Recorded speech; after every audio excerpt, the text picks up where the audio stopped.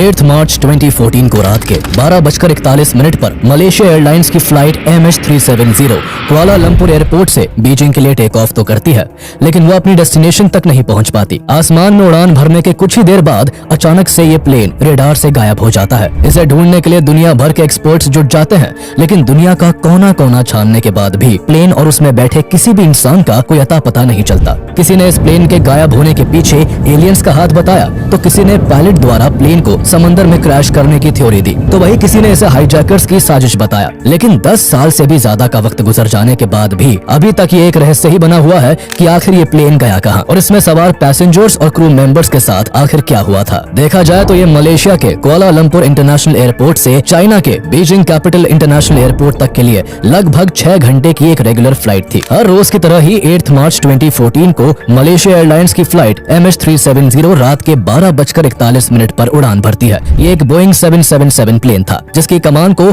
Captain Zaharie Ahmad Shah और को pilot फारिक Abdul Hamid ने संभाला हुआ था और इस प्लेन में 10 क्रू मेंबर्स और 227 पैसेंजर्स मौजूद थे। सभी पैसेंजर्स और क्रू मेंबर्स में से ज्यादातर का ताल्लुक चाइना और मलेशिया से होता है। टेक ऑफ करने के कुछ ही मिनट के बाद प्लेन आसमान में 35,000 फीट की ऊंचाई पर पहुंचकर साउथ चाइना सी के ऊपर से वियतनाम के डायरेक्शन में उड़ने लगता है। प्लेन का ट्रांसपोंडर लगातार अपनी करंट GPS लोकेशन को Malaysia air traffic control tower के रेडार तक पहुंचा रहा था और अभी तक सब कुछ डेली रूटीन के हिसाब से ही हो रहा था। रात के 1:19 पर यानी 38 मिनट तक हवा में उड़ने के बाद flight MH370 Malaysian air space से निकलकर वियतनाम के एयर स्पेस में दाखिल होने वाली थी। अब इसके बाद प्लेन को मलेशिया की जगह वियतनाम के हो ची मिन कंट्रोल टावर से कांटेक्ट में रहना था। इसी वजह से कुआलालंपुर का air traffic control captain Zaharie Ahmad Shah से कम्युनिकेट करके कहता है, Malaysian 370 contact Ho Chi Minh 120.9. ये एक डेली रूटीन का हिस्सा था और इस पॉइंट ऑफ टाइम तक सब ठीक था। मलेशियन ATC में रिकॉर्ड हुए इस मैसेज में कैप्टन की वॉइस लेवल में किसी भी तरह के तनाव का इशारा नहीं था, लेकिन अभी तक सब कुछ जो नॉर्मल होता है वो एकदम से एबनॉर्मल में बदल जाता है। थोड़ी ही देर में कुछ ऐसा होता है जो शायद किसी ने कभी सोचा भी नहीं था। किसी को नहीं पता था कि कैप्टन जाहिरी का ये गुड नाइट वाला मैसेज MH370 से रिसीव होने वाला आखिरी मैसेज होने वाला है। आखिरी मैसेज के ठीक 2 मिनट बाद यानी रात के 1:21 पर फ्लाइट MH370 अचानक मलेशिया और वियतनाम दोनों के रेडार से गायब हो जाती है। कुआलालंपुर ATC इसे ये सोचकर नजरअंदाज कर देता है कि प्लेन अब मलेशिया के एयर स्पेस से निकलकर वियतनाम के एयर जुरिस्डिक्शन में पहुंच गया होगा, इसलिए प्लेन उनके रेडार पर नहीं है। लेकिन मुश्किल तब पैदा हुई जब प्लेन हो ची मिन के रेडार से भी पूरी तरह गायब हो गया। ये देखकर वहाँ के कंट्रोल टावर को कुछ गड़बड़ी का एहसास हुआ और उनकी टीम प्लेन से कॉन्टेक्ट करने की कोशिश करने लगी, लेकिन प्लेन का ट्रांसपोंडर स्विच ऑफ आ रहा था और पायलट की तरफ से भी कोई रिस्पॉन्स नहीं मिल पा रहा था। बार बार कोशिश करने के बाद भी MH370 की ओर से कोई जवाब नहीं मिलने पर हो ची मिन टावर कुआलालंपुर ATC को इन्फॉर्म करता है कि प्लेन उनके रेडार पर नहीं है और हवा में अचानक से कहीं गायब हो गया है। आमतौर पर ऐसी इमरजेंसी सिचुएशन में रेस्क्यू टीम को 1 घंटे के अंदर इन्फॉर्म करना होता है, लेकिन लापरवाही दिखाते हुए कुआलालंपुर ATC ने एरोनॉटिकल रेस्क्यू कोऑर्डिनेशन सेंटर को ये जानकारी देने में पूरे 4 घंटे का वक्त लगा दिया। सुबह के 6:30 बज चुके थे और ये वही टाइम था जब फ्लाइट MH370 को बीजिंग के एयरपोर्ट पर लैंड करना था। सभी को उम्मीद थी कि शायद कोई चमत्कार हो जाए और प्लेन बीजिंग के धरती पर सुरक्षित उतर जाए, लेकिन ऐसा होता नहीं है। प्लेन तो दूर, वहाँ उसका साया भी नहीं पहुँचता। प्लेन जब अपने तय वक्त पर बीजिंग एयरपोर्ट पर लैंड नहीं किया तो प्लेन जहाँ से गायब हुआ था ठीक उस जगह पर इमीडिएटली एक सर्च ऑपरेशन शुरू किया जाता है। ये एक मल्टीनेशनल सर्च एफर्ट होता है जिसमें 7 कंट्रीज के 34 शिप्स और 28 एयरक्राफ्ट्स MH370 को साउथ चाइना सी और गल्फ ऑफ थाईलैंड के एरिया में ढूंढना शुरू कर देते हैं। लेकिन हैरान करने वाली बात यह थी कि काफी सर्च करने के बाद भी प्लेन का कोई नामो निशान नहीं मिल सका। इस दौरान पूरी दुनिया को इस हादसे के बारे में पता चल चुका था। टीवी चैनल्स, न्यूज वेबसाइट्स और सोशल मीडिया MH370 की खबरों से भरा हुआ था। Now it has been 8 years since the Malaysian Airlines flight MH370 disappeared. The flight had 239 passengers on board. Malaysia Airlines flight with 239 people on board, including 4 Americans, has gone missing. Malaysia Airlines flight MH370 disappeared with 239 people on board. Plane का अचानक इस तरह गायब हो जाना हर किसी को हैरत में डाल देता है। जहां लोग इस प्लेन के गायब होने को लेकर अलग अलग थ्योरीज बना रहे थे, तो वही एक्सपर्ट्स प्लेन को ढूंढ निकालने में जुटे होते हैं। अभी तक प्लेन को मलेशिया और वियतनाम के बीच खोजा जा रहा था, लेकिन सर्च ऑपरेशन के चौथे दिन 12 मार्च 2014 को एक ऐसी इंफॉर्मेशन पता चलती है जिसने सर्च टीम को हिला कर रख दिया। पता चलता है कि 8 मार्च को 1:21 पर फ्लाइट MH370 कुआलालंपुर और हो ची मिन्ह के सिविलियन रेडार से तो गायब हो गई थी, लेकिन वो अगले 1 घंटे तक मलेशियन मिलिट्री के पावरफुल रेडार पर शो होती रही। मिलिट्री रेडार की रीडिंग के हिसाब से जहाज ने सिविलियन रेडार से गायब होने के बाद कुछ मिनट के लिए राइट टर्न लिया और फिर अचानक से लेफ्ट में 180 डिग्रीज का टर्न लेकर वो वापस मलेशिया के डायरेक्शन में उड़ने लगा। आधे घंटे के बाद प्लेन ने मलेशिया के पेनांग आइलैंड को क्रॉस किया और फिर वो मलाका स्ट्रेट की तरफ मुड़ गया। 2:22 तक प्लेन मिलिट्री रेडार की रेंज में रहा और फिर वो मिलिट्री रेडार से भी पूरी तरह गायब हो गया। आखिरी बार मिलिट्री रेडार ने प्लेन को अंडमान सी के ऊपर स्पॉट किया था, यानी साउथ चाइना सी, जहां सर्च ऑपरेशन चल रहा था, उसके बिल्कुल ऑपोजिट डायरेक्शन में प्लेन गायब हुआ था। इस खबर ने एक्सपर्ट्स के होश उड़ाकर रख दिए। सभी को इस सवाल ने चिंता में डाल दिया कि आखिर प्लेन ने बीजिंग के ऑपोजिट डायरेक्शन में क्यों टर्न किया और प्लेन वापस मलेशिया की तरफ आकर वहां लैंड करने के बजाय अंडमान सी की तरफ क्यों बढ़ता रहा और फिर जहाज वहां से आखिर कहां गायब हो गया। जो सर्च ऑपरेशन अभी तक साउथ चाइना सी और गल्फ ऑफ थाईलैंड में चल रहा था, वो ऑपरेशन अब अंडमान सी में शुरू कर दिया जाता है। लेकिन बहुत मशक्कत के बाद भी इस जगह पर भी प्लेन का कोई अता पता नहीं चल सका। कुछ दिनों के बाद एक्सपर्ट्स को एक और क्लू मिलता है, जिसने पूरी सिचुएशन को बदल कर रख दिया। पता चलता है कि पहले सिविलियन रेडार और फिर मिलिट्री रेडार से गायब होने के कुछ मिनट बाद ही MH370 एक सैटेलाइट को लॉगिन रिक्वेस्ट भेजने लगा। प्लेन ने हर 1 घंटे के बाद इंडियन ओशन के ऊपर जियोस्टेशनरी ऑर्बिट में मौजूद 35,000 किलोमीटर दूर इनमार्सेट नाम की सैटेलाइट से कांटेक्ट करने की कोशिश की। दरअसल मॉडर्न प्लेन्स में सैटकॉम यानी सैटेलाइट कम्युनिकेशन सिस्टम होता है, जिसके थ्रू प्लेन को कंसिस्टेंट एंड रिलायबल कनेक्टिविटी मिलती रहती है, विशेष रूप से रिमोट एरियाज और महासागरों में जहां ग्राउंड बेस्ड कम्युनिकेशन इंफ्रास्ट्रक्चर उपलब्ध नहीं होता है। प्लेन हर कुछ देर पर सैटेलाइट्स को पिंग करके कनेक्टिविटी को मेंटेन रखता है, जिससे ग्राउंड बेस्ड कंट्रोल को रूटीन अपडेट मिलता रहे। अगर प्लेन का ग्राउंड रेडार और रेडियो सिस्टम से कनेक्शन ब्रेक हो जाता है तो उस केस में भी प्लेन सैटेलाइट से कनेक्ट करने की कोशिश करता है, या फिर अगर एयरक्राफ्ट कोई टेक्निकल इशू फेस करता है तो भी वो रिबूट होकर सैटकॉम से कनेक्शन बिठा सकता है। ऐसे ही किसी रीजन के साथ फ्लाइट MH370 ने कई बार इनमार्सेट सैटेलाइट से कांटेक्ट करने की कोशिश की, लेकिन कांटेक्ट करने के अलावा प्लेन ने सैटेलाइट से ना तो अपनी लोकेशन साझा की और ना ही किसी डेटा को शेयर किया। इन्वेस्टिगेटर्स को सैटेलाइट से मिले लॉगिन डेटा से प्लेन की एग्जैक्ट लोकेशन का पता तो नहीं चला, लेकिन UK based air accidents investigation branch AAIB के एक्सपर्ट्स ने सैटेलाइट को रिसीव हुए सिग्नल्स की मदद से एक कैलकुलेशन की, जिससे प्लेन की अगली मूवमेंट का अंदाजा हो गया। पता चला कि मिलिट्री रेडार से गायब होने के बाद प्लेन ने एक और बार टर्न लिया था और अगले 6 घंटों तक प्लेन उसी डायरेक्शन में इंडियन ओशन के ऊपर फ्लाई करता रहा। सुबह 8:19 पर प्लेन ने आखिरी बार इनमार्सेट सैटेलाइट से कांटेक्ट करने की कोशिश की थी, यानी पहली बार जब प्लेन को साउथ चाइना सी में ढूंढा जा रहा था उस वक्त प्लेन आसमान में ही उड़ रहा था, लेकिन उसकी लोकेशन वहां से कोसों दूर थी। प्लेन ने 6 घंटों में 7 बार सैटेलाइट से कांटेक्ट करने की कोशिश की, लेकिन 8वीं बार कोई कांटेक्ट हो पाता उससे पहले ही प्लेन का फ्यूल खत्म हो गया और प्लेन इंडियन ओशन में ही कहीं क्रैश कर गया। एक्सपर्ट्स ने प्लेन की एग्जैक्ट लोकेशन का पता लगाने के लिए प्लेन और सैटेलाइट के बीच के डिस्टेंस और उनके कॉन्टैक्ट्स के टाइम को रिकॉर्ड कर लिया। इस पूरे डेटा की मदद से 7 ऐसे सर्कल सामने आए जो उस रात पर्टिकुलर टाइम पर MH370 की लोकेशन को कवर करते थे। ये सर्कल्स सैटेलाइट हैंडशेक्स के नाम से भी जाने जाते हैं। प्लेन और सैटेलाइट के बीच पहला हैंडशेक रात के 2:25 और 27 सेकंड्स पर हुआ था, तो वही आखिरी सुबह 8:19 और 37 सेकंड्स पर हुआ। इसलिए 7th सर्कल के एरिया में प्लेन के होने के ज्यादा चांसेस थे। लेकिन यह अकेला सर्कल इतना बड़ा था कि ये कजाकिस्तान से लेकर चाइना, इंडोनेशिया और ऑस्ट्रेलिया को कवर करते हुए लाखों स्क्वायर किलोमीटर के समुद्र को घेरे होता है।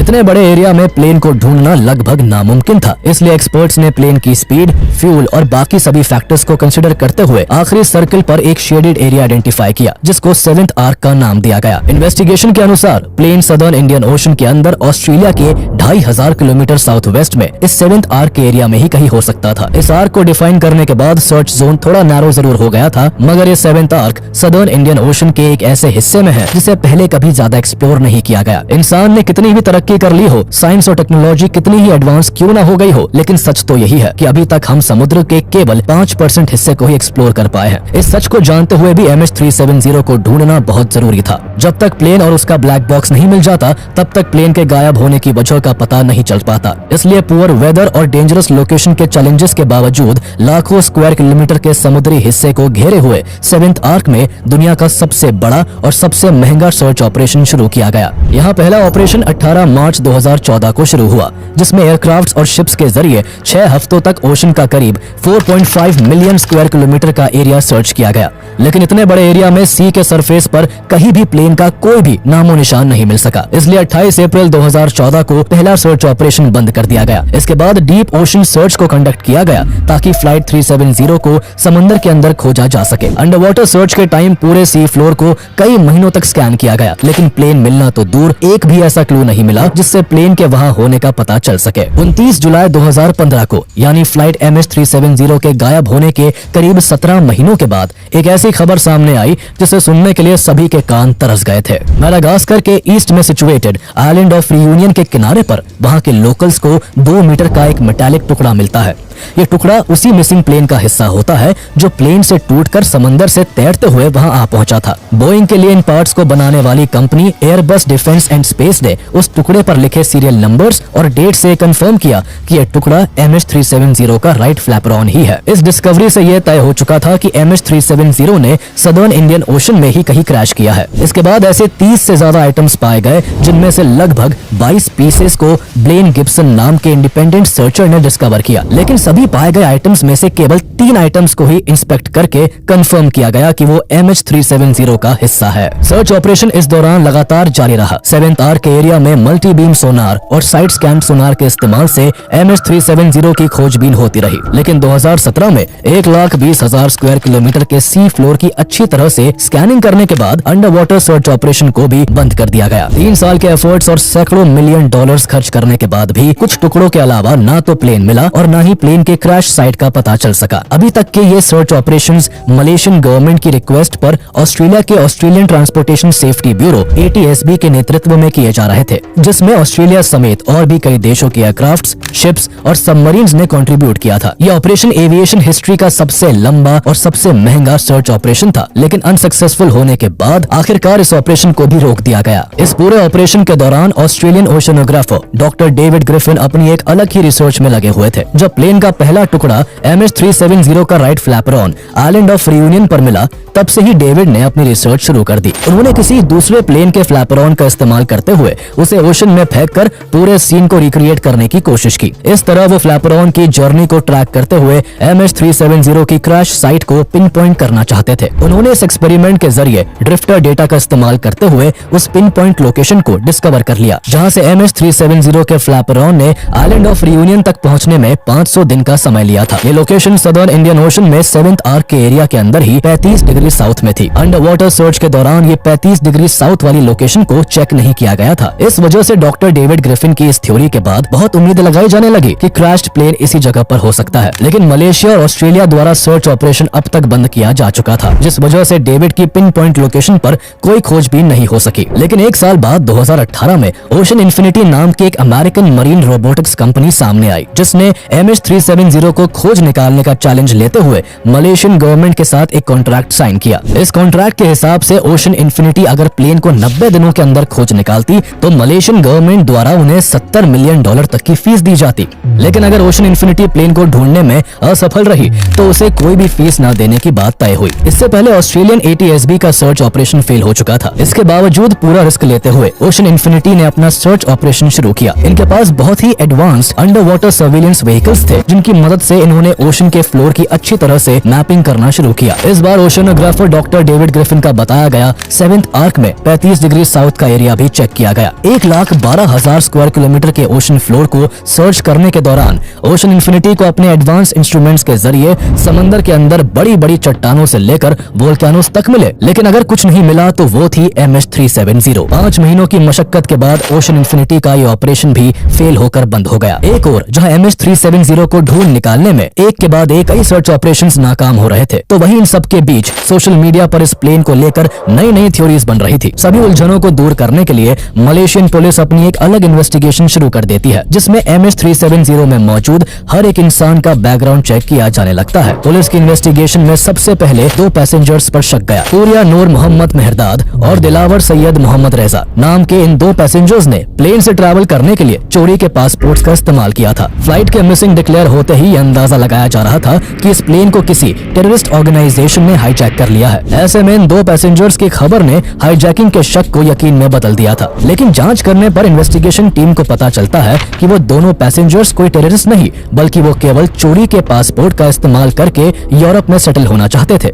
इन 2 पैसेंजर्स के निर्दोष साबित होने के बाद शक की सुई प्लेन के कैप्टन ज़ाहिरी अहमद शाह की तरफ घूम गई। लोगों ने थ्योरी दी कि कैप्टन ज़ाहिरी सुसाइडल थे और उनका मानसिक संतुलन ठीक नहीं था, इसलिए उन्होंने जानबूझकर प्लेन का कम्युनिकेशन डिसेबल किया और प्लेन को समुद्र में ले जाकर क्रैश कर दिया। कैप्टन ज़ाहिरी पर शक तब और पुख्ता हो गया जब उनके घर से इन्वेस्टिगेशन टीम को फ्लाइट सिमुलेटर मिला, जिस पर जो पाथ ड्रॉ किया गया था वो काफी हद तक MH370 के पाथ से मैच करता था।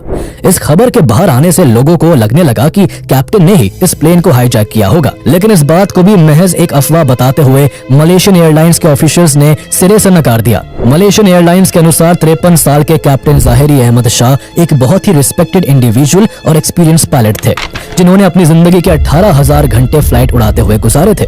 वो अपनी पत्नी और 3 बच्चों के साथ खुशी खुशी जिंदगी जी रहे थे।